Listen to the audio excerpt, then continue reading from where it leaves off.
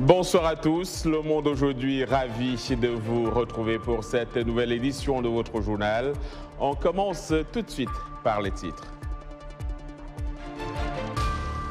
Nouvelle attaque au Burkina Faso. Cette fois, c'est un poste avancé du détachement de gendarmerie de Seitenga qui a été visé.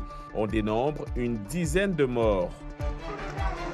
Des garanties de sécurité, Mohamed Bazoum, le président du Niger, en a promis aux milliers de déplacés souhaitant retourner dans leur village. C'était lors d'un déplacement dans le sud-ouest du pays, à proximité du Burkina Faso et du Mali, théâtre d'attaques meurtrières récurrentes. Dossier environnement, nous parlons aujourd'hui des efforts d'une ONG à Abidjan en Côte d'Ivoire en vue de sensibiliser la jeunesse au maintien des plages. Et puis, ne manquez pas votre rendez-vous culturel hebdomadaire avec Roger Mountou qui sera là pour Culture Hebdo et qui revient sur le passage dans nos murs de Kofi Olomide. Au Burkina Faso, donc, au moins 16 soldats ont été tués dans plusieurs attaques jeudi dans des régions de la boucle du Mouhoun, du Nord et du Sahel. Cette dernière attaque contre une gendarmerie dans le Sahel a causé la mort de 11 gendarmes. De Ouagadougou, le point avec notre correspondant Lamine Traoré. Selon nos informations, la brigade de gendarmerie de Seitenga dans la province du Séno, dans le Sahel burkinabé, a été attaquée jeudi par un nombre important d'hommes armés. Dans un communiqué publié ce vendredi, l'armée confirme la mort de 11 gendarmes dans l'attaque. Elle note également des dégâts matériels. Au regard de la brutalité de l'attaque, les soldats ont fait preuve d'une admirable combativité, neutralisant plusieurs terroristes, précise l'armée. Plus tôt, dans la même journée du 9 juin, 6 personnes ont été tuées, dont 5 militaires et 1 civil, dans 2 attaques d'hommes armés dans la boucle du Moun et dans le nord. La première attaque était dirigée contre le détachement du Garci, le groupe d'action rapide de surveillance et d'intervention de Barani, dans la province de la Kossi, région de la boucle du Moun. 4 gendarmes ont été tués dans l'attaque et une dizaine d'autres blessés. La deuxième attaque a visé la mine d'or de Karma, près de la localité de Namsigma, dans le nord. 2 personnes, 1 militaire et 1 civil, ont été tués. 9 militaires ont été blessés, selon l'état-major.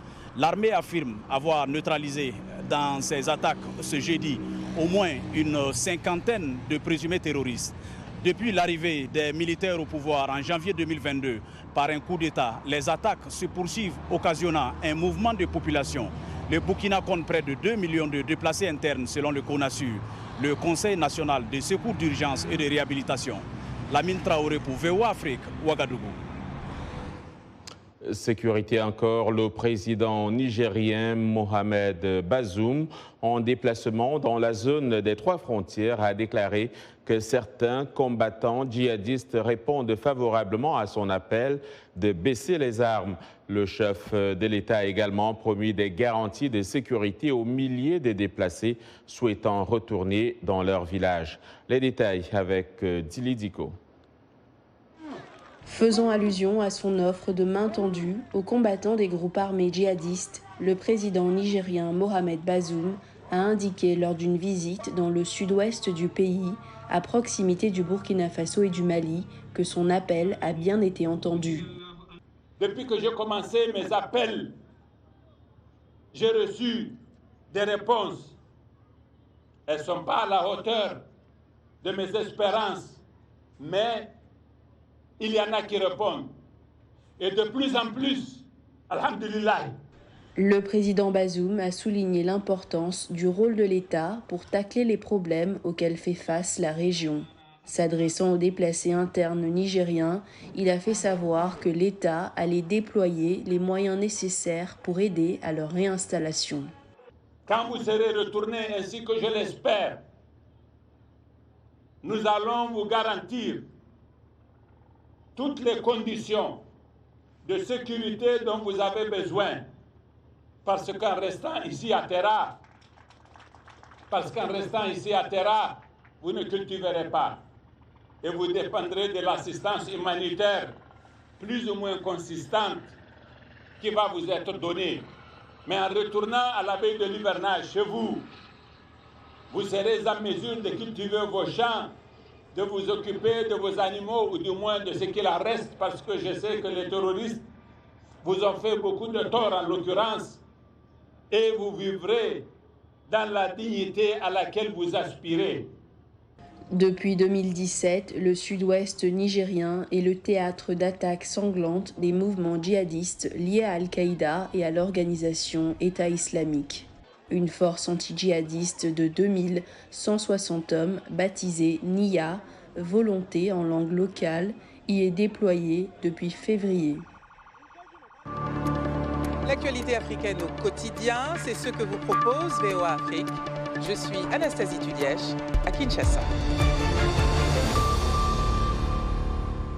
À propos de Kinshasa, justement, le pape ne viendra plus en République démocratique du Congo, comme prévu, du 2 au 7 juillet prochain. Cette annonce intervient alors que les préparatifs battaient leur plein, le Vatican ayant lui-même dévoilé le programme détaillé de ce voyage de 6 jours, lors duquel le souverain pontife devait se rendre à Kinshasa, Goma et Djouba. Acceptant la demande de ses médecins et afin de ne pas compromettre les résultats des thérapies du genou encore en cours, le Saint-Père, à son regret, est contraint de reporter son voyage à une date ultérieure qui reste à définir, a annoncé dans un communiqué le directeur du service de presse du Saint-Siège, Matteo Bruni. Et puis le président somalien a appelé jeudi la diaspora somalienne et la communauté internationale à venir en aide à la population de son pays menacée par la famine en raison d'une sécheresse historique qui frappe la corne de l'Afrique. La Somalie est vulnérable et l'on craint que la famine ne frappe dans certaines régions, a déclaré Hassan Sheikh Mohamud lors de sa cérémonie d'investiture à laquelle ont assisté plusieurs dirigeants de la région, dont les présidents kenyans Uhuru Kenyatta et djiboutien Omar Ismaël Guelleh et les premiers ministres éthiopiens et égyptiens.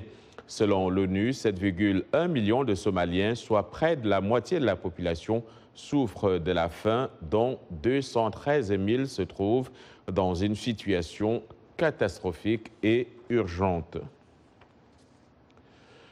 La plage Lido jouxte le canal de Vridi dans le quartier de Port-Boué qui s'étale tout le long du littoral sur une dizaine de kilomètres.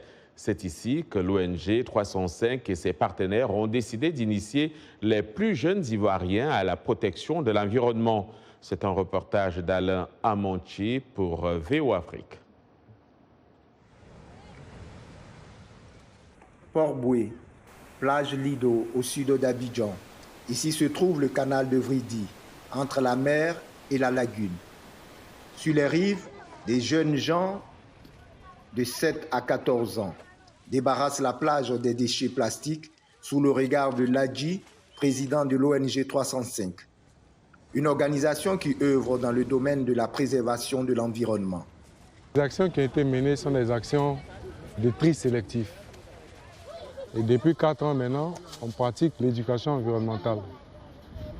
Et concrètement, en pratiquant le tri, on a une meilleure approche de pouvoir gérer nos déchets. Par derrière, à mettre les plus jeunes au cœur de la problématique, on espère qu'ils seront assez engagés pour faire changer les choses. Aux côtés de l'ONG 305, François Greenberg, de Veritas, un bénévole qui s'est fixé pour objectif de nettoyer les plages remplies de déchets, surtout les bouteilles et autres objets plastiques. Une urgence, hein, il suffit de se promener le long des différentes plages, voir tout ce que la mer rejette qui vient de la lagune. Il y a vraiment une urgence à faire et à travailler aussi en amont pour éviter qu'il y ait une production de ces déchets qui se retrouvent ici. Donc il y a 2 actions à faire au niveau de la production de ces déchets en amont et aussi en aval pour essayer de nettoyer tout ce qui est atterri dans nos plages. Pour cette journée, la centaine d'enfants a collecté 43 sacs plastiques, 35 sacs de chaussures et 33 sacs d'emballage unique. Autant de déchets qui suscitent l'inquiétude de Marie-Josée, partenaire de l'ONG 365. On a eu des décrets, des lois, des tentatives de réduire au niveau local la production de plastique et d'aller vers des plastiques plus dégradables. Mais je pense que l'enjeu reste parce qu'il suffit de voir un peu l'état de nos plages, de voir l'état de nos caniveaux. Est-ce que nos populations comprennent que juste le fait de jeter une bouteille, un sachet d'eau, plutôt que de le garder dans son sac ou dans sa poche, même si on n'a pas vu de poubelle, ça sauverait beaucoup plus nos populations que juste jeter par terre. Chaque citoyen doit prendre soin et assainir son cadre de vie. Parce que nous n'avons qu'une seule terre. J'aime mon environnement. Et je le préserve. Une classe écologique qui fait de ses enfants des combattants de l'environnement. Après le canal, c'est l'île flottante qui les reçoit pour d'autres cours sur l'environnement et des techniques de recyclage. Moi, c'est à la fin où il a appris à recycler ces déchets qui m'a plu.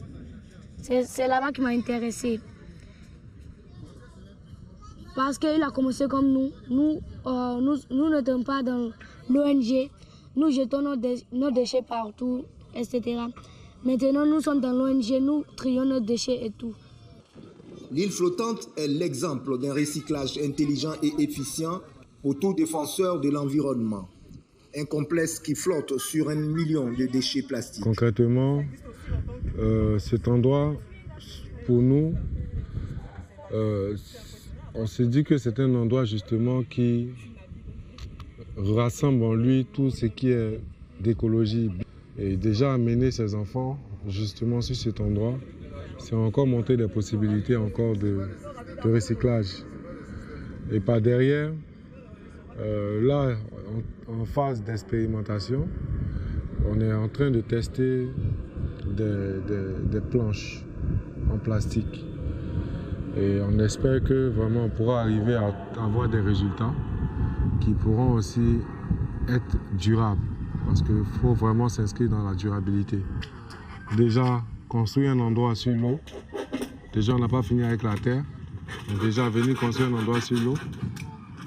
Et à partir de l'île flottante, justement, il y a un restaurant, il y a un bungalow, il y a une piscine. Et tout ça repose sur l'eau, sur 1 million de bidons plastiques. Selon les experts, la pollution plastique est une menace réelle. Chaque jour, 8 tonnes de déchets plastiques finissent dans l'océan et sont charriés sur les rivages. D'où l'importance de cette balade sur la lagune pour permettre aux tout-petits de se rendre compte des dangers de la pollution. Alain Amonchi pour VOA Afrique, Abidjan. Merci Alain. Ici aux États-Unis, après plus d'un an d'enquête, la commission du 6 janvier de la Chambre des représentants a tenu sa première audience publique. C'était jeudi soir. Elle a affirmé que l'ancien président Donald Trump a ordonné à ses partisans de prendre d'assaut le Capitole dans le cadre d'un complot pour rester au pouvoir. C'est un reportage de Catherine Gibson de la VOA. Le récit est de Rosine Munezero. Avec une vidéo intense et le témoignage d'un documentariste et d'un agent de la police du Capitole qui a subi un traumatisme, 6 représentants démocrates et 2 républicains ont rendu public pour la première fois leur enquête, plus d'1 an après l'assaut le 6 janvier 2021 du Capitole.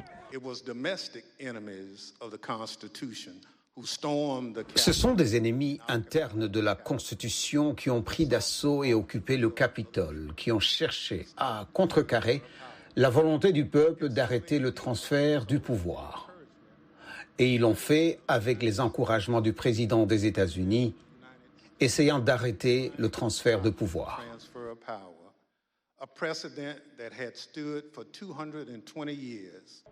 Donald Trump a été mis en accusation en janvier 2021 pour avoir incité cette émeute, une semaine avant de quitter la Maison-Blanche. Les législateurs qui ont dirigé cette enquête du Congrès ont eu des centaines d'entretiens et des milliers de documents disent qu'ils iront plus loin en faisant valoir que Trump a planifié et exécuté une tentative de coup d'État violent pour se maintenir au pouvoir. Le président Trump a convoqué la foule, rassemblé la foule et allumé la flamme de cette attaque. Vous entendrez également parler de complot séditieux le 6 janvier. Un crime défini dans nos lois comme le fait de conspirer pour renverser, abattre ou détruire par la force le gouvernement des États-Unis.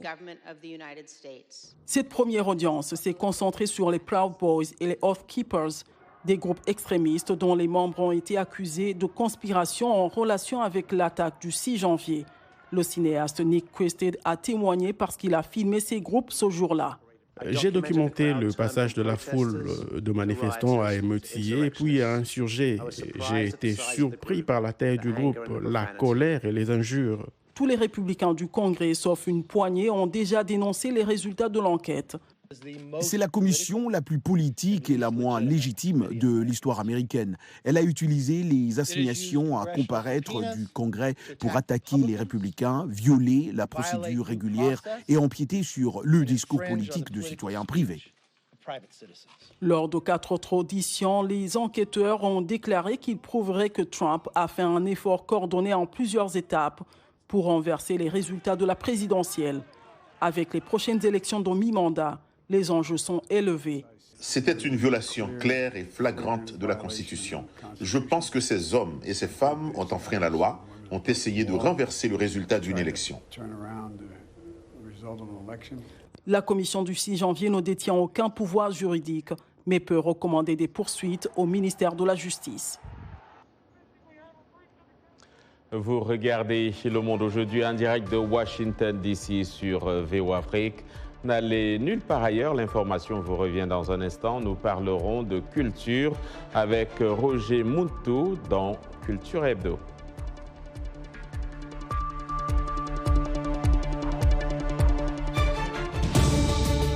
Washington Forum, le rendez-vous hebdomadaire de VOA Afrique à ne pas manquer.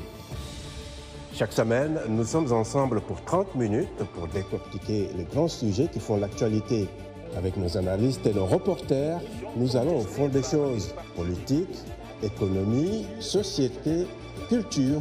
Nous posons le débat et nos analystes sont là pour apporter l'éclairage. Washington Forum, c'est aussi vous, le public. Vous pouvez participer en réagissant au thème de la semaine sur nos réseaux sociaux. La rédaction de VOA Afrique vous donne rendez-vous sur ses chaînes partenaires, son site voafrique.com et sur ses plateformes numériques pour prendre part à ce forum réalisé dans nos studios à Washington. À très bientôt dans Washington Forum. Vous suivez chez Le Monde aujourd'hui un programme de VOA Afrique. Merci de nous rejoindre pour cette seconde partie. Nous émettons en direct de Washington DC. Nous sommes aux États-Unis, c'est vendredi et c'est l'heure de Culture Hebdo avec un rendez-vous hebdomadaire donc avec Roger Muntu. Bonsoir Roger. Bonsoir. Le Quadra Koraman Koffi Olomide dans nos murs. Ah oui, exactement. Oui, Jan, ces 2 dernières semaines dans LMA, vous avez couvert les tensions entre la RDC et le Rwanda. Les 2 pays voisins s'accusent mutuellement de soutien à des groupes rebelles adverses qui multiplient des attaques meurtrières à la frontière congolo-rwandaise. L'artiste Koffi Olomide, de passage dans nos studios, a exprimé son inquiétude face à cette situation dans son pays. Il a répondu aux questions de Marius Monga. Moi, je suis contre le fait que notre pays ait des ennemis qui sont ses voisins directs. Je pense que ce n'est pas un bon principe. Je pense qu'il y a toujours moyen de se parler et de résoudre des problèmes. Je pense le meilleur exemple, l'un des meilleurs exemples est que celui de Mandela. Je me rappelle les militants de l'ANC, le peuple zoulou, les Noirs en tout cas, on a tout fait pendant la captivité, l'emprisonnement de Mandela, avec des menaces, avec des machins, mais il n'y a eu que le dialogue qui a fait que Mandela soit libéré. Je pense que le dialogue, souvent, est plus puissant que les munitions, que les fusils. Et puis, dans le même registre, Roger, celui de la paix, des stars et de la musique. Bonne nouvelle pour les fans de Wenge Musica BCBG. Ils vont assister à un grand concert de réconciliation après plusieurs années. Ça, c'est une très bonne nouvelle. Si notre patron pourra nous laisser partir, ça serait super. Le producteur Amadou Diaby a confirmé dans notre émission radio RM Show la tenue du concert populaire du groupe Wenge Musica 4x4 tout terrain le 30 juin 2022 au Stade des Martyrs à Kinshasa. Plus de 24 ans après leur dislocation en décembre 1997, tous les leaders du groupe mythique congolais se sont réconciliés grâce, entre autres, à la médiation de M. Diaby et à l'effort de chaque artiste. Je l'ai eu pour nous. C'est bon. La conciliation est biblique et coranique, dans la mesure où c'est spirituel, parce que tous les Congolais souhaitaient, quand ce grand groupe Wenge Musica, qui a été créé depuis 1981, et ce groupe qui a fait le plus beau temps de sa génération. Et à un moment donné, vous savez que la dislocation de Wenge a divisé des familles, beaucoup de personnes. Mais la plupart des gens souhaitaient quand même qu'on le voie une fois, qu'on le voie une fois sur scène.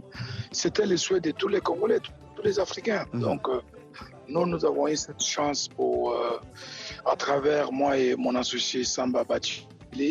Et on s'est dit, bon, pourquoi pas ne pas faire en sorte qu'ils s'entendent et pour le bonheur des Congolais, pour la réconciliation des Congolais, de l'unité, de la paix et de tous les Congolais entiers. Quoi. Vous le savez, vous, Roger Montou, si je dis le contraire, vous pouvez me dire le contraire. Toutes les tribus du Congo se trouvent dans Wenge Musica. Ouais, c'est une très bonne nouvelle en tout cas pour tous les fans de Wenge Musica. John, c'est tout ce qu'on a prévu pour nos téléspectateurs. En tout cas, bon week-end à eux et bon week-end à John. Merci Roger. On se retrouve donc très prochainement. Merci, John. Mais avant cela, je vous invite donc à faire avec moi un détour à Cotonou. C'est au Bénin où 26 artistes locaux et internationaux spécialisés dans les graffitis participent à la création d'une fresque murale illustrant l'histoire et la culture du Bénin. Elle s'étend sur près d'1 kilomètre le long d'un mur de la capitale. Découvrons tout cela avec Dili Diko. Serpentant la capitale, Cotonou, cette fresque murale présente la riche histoire du Bénin. L'œuvre d'art de 900 mètres célèbre l'héritage culturel du pays. Dans le cadre du festival Nouveau Bénin, des artistes locaux et internationaux ont pour objectif de créer la plus longue fresque murale en plein air au monde. Pour ce festival, on a un pan de mur assez large et une gamme variée d'artistes. On n'a pas seulement les graffeurs, mais on a les artistes plasticiens aussi qui se sont joints au festival. Et c'est un moment de partage. En même temps, c'est un moment de découverte pour le peuple fait. Une grande partie des graffitis est inspirée d'artefacts pillés par la France lors de la colonisation et récemment rendus au Bénin. Toutefois, c'est une continuité et ces œuvres dont il est question font partie de l'histoire du Bénin. Et il va de soi que certains artistes dans leurs œuvres puissent se connecter et reproduire ces œuvres. Le projet est soutenu par la Fondation Claudine Talon, du nom de la première dame du Bénin. Certaines des œuvres célèbrent les réussites et les réalisations du pays. Quand je suis arrivé à PTI maintenant, qu'est-ce que j'ai vu la chose, ça me plaît trop. Les pays, ça a changé en même temps. Les critiques disent que s'il est vrai que l'économie s'est modernisée au Bénin, la démocratie a néanmoins souffert depuis que Patrice Talon a pris le pouvoir en 2015. Un peu afrocentriste. Mon but, l'objectif là, c'est que notre histoire doit être vendue, doit être racontée pour que la jeunesse à venir puisse être connectée à son identité. À ce jour, les artistes ont déjà couvert 700 mètres de murs avec des graffitis en un peu plus d'1 mois. Ils espèrent étendre la fresque à 1300 mètres d'ici l'année prochaine et revendiquer le record de la plus longue fresque de graffiti au monde. L'équipe nationale du Sénégal a terminé les 2 premières journées des éliminatoires de la CAN avec des victoires convaincantes face au Bénin 3-1 et au Rwanda 1-0. 4 buts qui portent l'empreinte de Sadio Mané, devenu meilleur buteur de l'histoire de la sélection sénégalaise grâce à cette performance. Alors, où se situe la star des Lions dans l'histoire des meilleurs joueurs du Sénégal? Les anciens internationaux sénégalais répondent au micro de notre correspondant à Dakar, Sedina Abagué. Aujourd'hui, Sadio est en train de marquer son époque, de marquer son histoire et d'écrire son propre histoire. Souvent comparé à Sadio Mané, le double ballon d'or africain estime que son successeur dans l'attaque des Lions est parmi les top joueurs mondiaux. Pour lui, la dualité que certains veulent installer entre lui et la star des Lions n'a pas lieu d'être. Ça, c'est un faux débat et le plus important aujourd'hui, nous, c'est pas aujourd'hui El Hadji Diouf et Sadio Mané, c'est Sadio Mané et Salah. Aujourd'hui, c'est d'autres générations, d'autres personnes qui jouent. Et je crois qu'aujourd'hui, moi, tout ce que je souhaite à Sadio, c'est d'être le meilleur joueur du monde. Les anciens internationaux sont également d'avis que Sadio Mané est devenu une icône de l'équipe nationale et du football sénégalais grâce à son travail et sa détermination. Il connaît sa valeur, il connaît le poids qu'il représente dans cette équipe nationale du Sénégal. Je ne parle même pas en club avec Liverpool, mais je pense qu'en équipe nationale, il a franchi un palier. Aujourd'hui, quand on voit Sadio, l'envie, la volonté qu'il a quand il joue avec l'équipe nationale du Sénégal, quand on le voit à l'échauffement avant match, on voit que c'est un autre Sadio, on voit qu'il est omnibulé par le maillot de l'équipe nationale du Sénégal. Et ça, c'est une bonne chose pour nous, c'est une bonne chose pour le peuple sénégalais et c'est une bonne chose aussi pour lui. Pour les observateurs de l'équipe nationale du Sénégal, la principale force de Sadio Mané est la régularité de ses bonnes performances. On parlait de El Hadji Diouf, c'est vrai qu'il a eu à faire de très belles choses avec cette équipe du Sénégal. Mais bon, avec l'avènement de Sadio Mané, on a senti qu'en fait, on a vu un jeu beaucoup plus constant en équipe nationale. Un club qui est parvenu à gagner, disons, des trophées que ses prédécesseurs n'ont pas gagné. Je veux parler de la Ligue des Champions, je veux aussi parler, disons, de trophées en Première Ligue, entre autres. Je veux parler de la Carabao Cup, entre autres. Voilà, donc cerise sur le gâteau, comme on dit, il gagne la Coupe d'Afrique des Nations. Donc tout cela confondu faisait que véritablement, tout le monde savait que Sadio Mané est le meilleur joueur de l'équipe du Sénégal, toute génération confondue.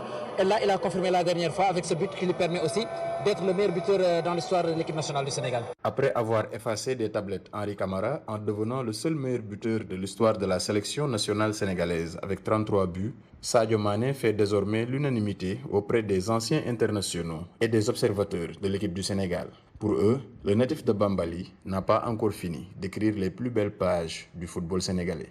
Seydina Bagui pour VOA Afrique, Dakar. Et avant de refermer ce journal, faisons un petit crochet au Maroc pour parler de ces artistes marocains qui défient les stéréotypes sexuels en montant sur scène. Des hommes maquillés et coiffés de perruques virevoltent dans des robes colorées sous les applaudissements du public. Leur mission, ressusciter l'art musical de Haïta, défiant les stéréotypes de genre dans le royaume conservateur à majorité musulmane. Les membres de la troupe, exclusivement masculine, Cabaret Chekas, composé de chanteurs, d'acteurs et de danseurs, espèrent que leur représentation unique d'un art autrefois dominé par les femmes pourront faire revivre la tradition. Cabaret Chekas, c'est de la rigolade. Il y a 9 ou 10 hommes, parfois même 18. Le public monte aussi sur la scène. Et c'est la fin de ce journal Le Monde aujourd'hui, fin de cette édition dont au nom de toute l'équipe, je vous dis merci de l'avoir suivi. Demain est un autre jour. D'ici là, passez un excellent week-end.